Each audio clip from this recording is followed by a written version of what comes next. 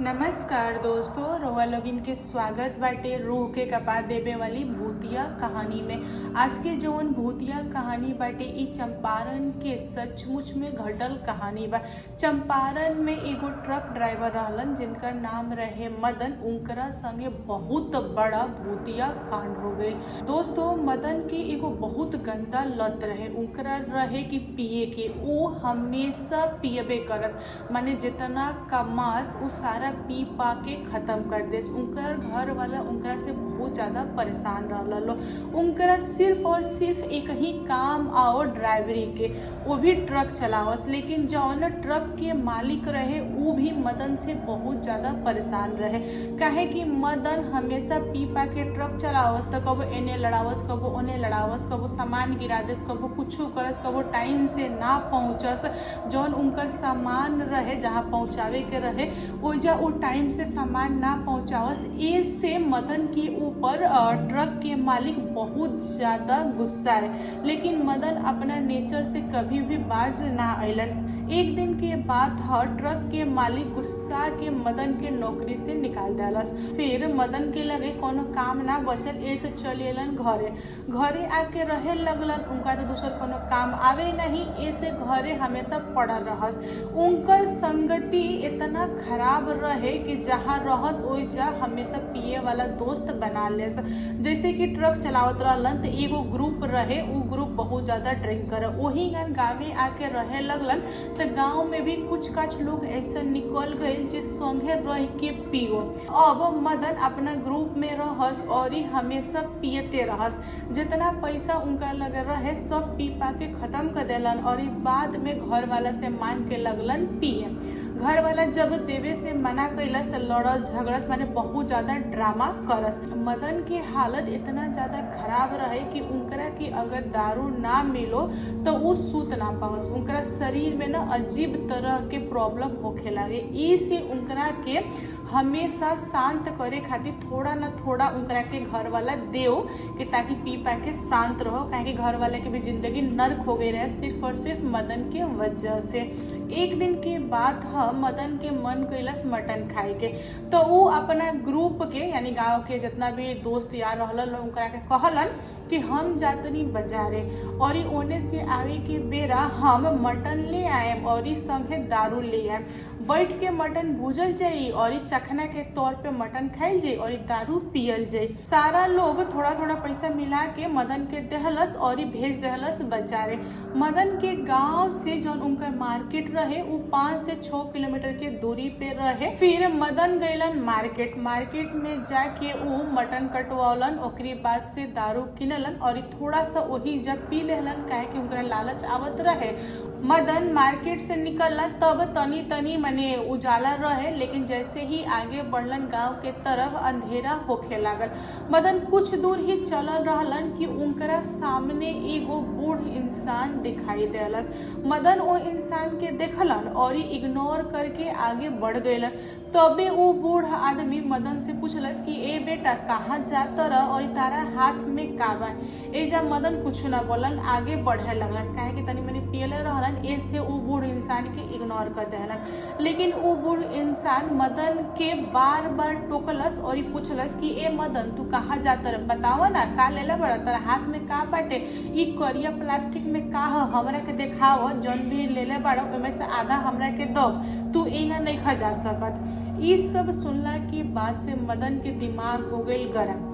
फिर मदन पीछे मुड़लन और वो बूढ़ इंसान से पूछलन कि तू के हौवा, तू तो हमारा गांव के ना हुआ, तू अगल बगल के गांव के भी ना हुआ, तू हमार नाम कैसे जानत रह, तू कौनी का जानला है कि हमार नाम मदन है और तू का मांगत रह, काहे मांगत रह। हमारा लगे जो सामान बाटे उ तो हमारा, हम तारा के काहे देम, हम तारा के ना देम और तू हमरा के परेशान मत कर, हमरा के जायदा, हमरा रास्ता से हट जा। फिर वो बूढ़ इंसान थोड़ा सा मुस्कुराइलस और बोललस कि देखा मदन हम तारा रास्ता में नहीं खियावत, हमरा भूख लागल बाटे और तारा हाथ में जौन भी चीज बाटे ओकर स्मेल काफी अच्छा आवत है, तो हम कहतनी कि तू जौन भी ले ले बाड़ा ओइमे से तनी मनी हमरा के दे दम ताकि हमरो भूख शांत हो जाओ। ओकरी बाद से तू जा, हम तारा के रोकत तो बानी नहीं। ये सुनला के बाद से मदन बहुत ज्यादा गुस्सैलन और ये गाली गलौज वगैरह करके फिर वो आगे बढ़ गईलन। एजा वो बूढ़ इंसान मदन के पकड़ लालस।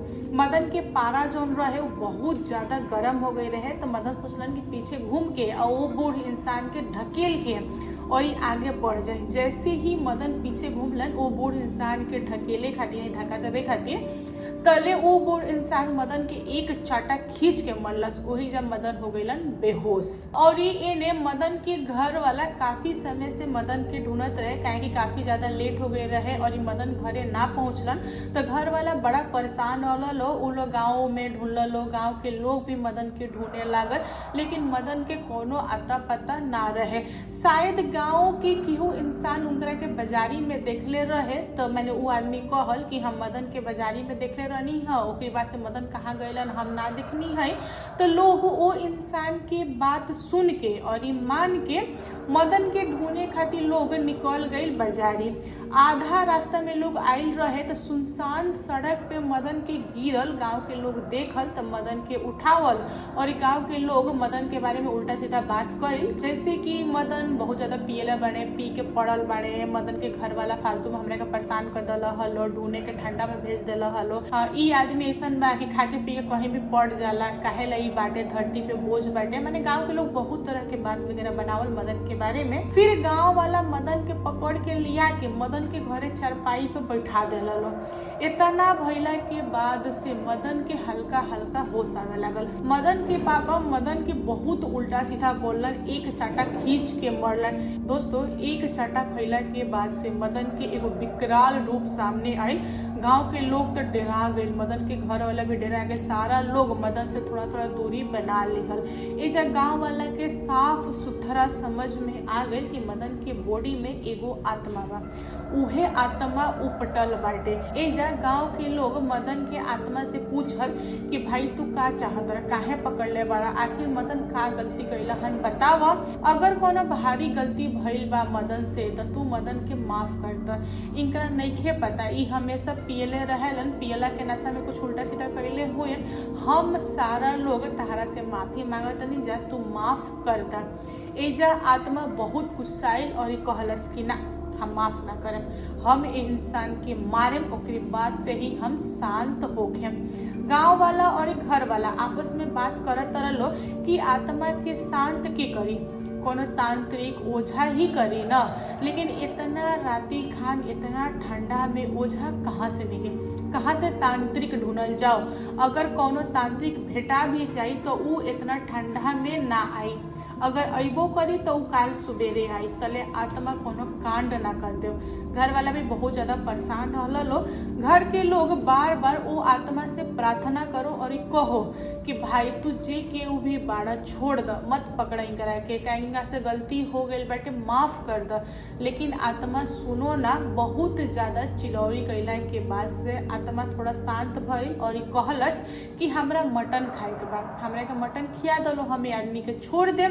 इतना सुनला के बाद से गांव के लोग एगो मटन के इंतजाम कैलस, मटन बनल और वो आत्मा अकेले सारा मटन खैलस। ओकरे बाद से जाके मदन के शरीर छोड़लस।